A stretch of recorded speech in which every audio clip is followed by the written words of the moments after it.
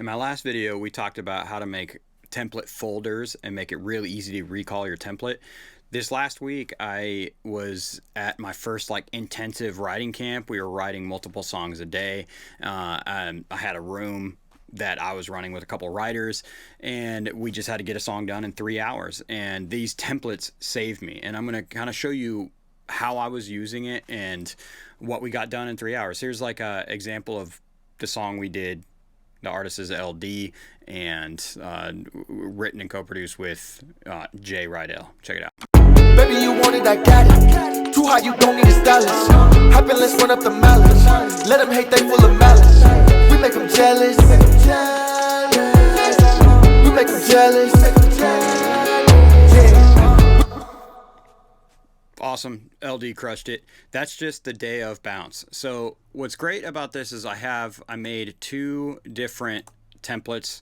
So when I go to start a new project, I just go to create a new track, and I can just go down here to my templates here, and then I have a production start and a Vox recording, and I'll just load both of those up, and it looks like this. And what it is a folder full of tracks already ready to go. I have like battery and analog labs loaded up, so I can just immediately have sounds, and all my routing is done. Now this is after the production has gotten flushed out as we went, but it all starts from this, my battery sampler and everything else like that, and then I'll just duplicate it, and here's my kick sound, here's my snare sound, maybe drag in some samples and place them around.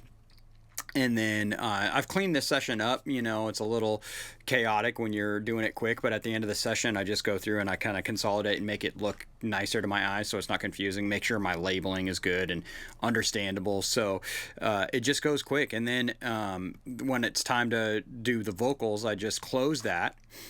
The other thing that I like about being at this folder is I can do edits super quick. So if I'm in grid mode and I got my chorus groove, but let's say I haven't done it yet, all I have to do is select everything in that folder right there, boom, copy it. Let's say my chorus starts over here, and now I have everything. So it's really easy for me to fly around sections when it's in this folder view, and then I can close everything so I'm not looking at everything. I can get rid of my grid because I don't like looking at my grid when I'm doing vocals and stuff, and I have these vocals ready to go.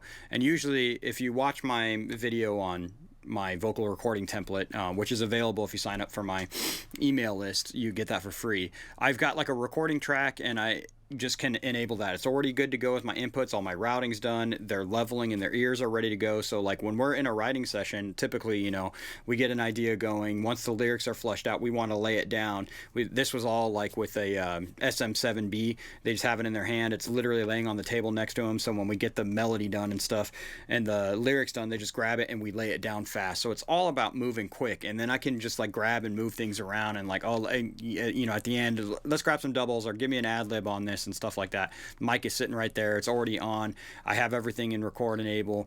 And typically with these guitars, I'll also have another record track that is for a different input for guitars. So this day, we had have an Apollo in the room.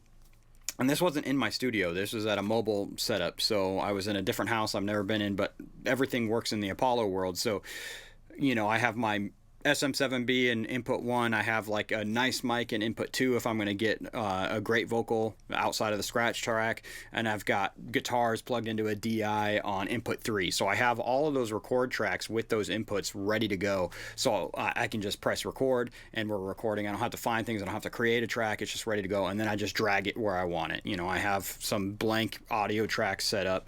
Like I said, you can reference those other videos to kind of see the workflow, but it just goes really fast, and then I can just move and get the ideas down and make sure that I have everything labeled and organized so that when I go in, because it might be, in this case, it's a couple weeks later, and when I open up the session, I have, we did 10 songs that week, so I might not remember where everything was or what the idea was. So I just want to make sure when I open it, I can see exactly what I was thinking. And with these templates, this is how clean it looks when I open up the session, and I know, where everything is. My vocals are going to be in here. Everything else is going to be in this folder, and I can just move, and hopefully I did good titling things and I understand where they're at.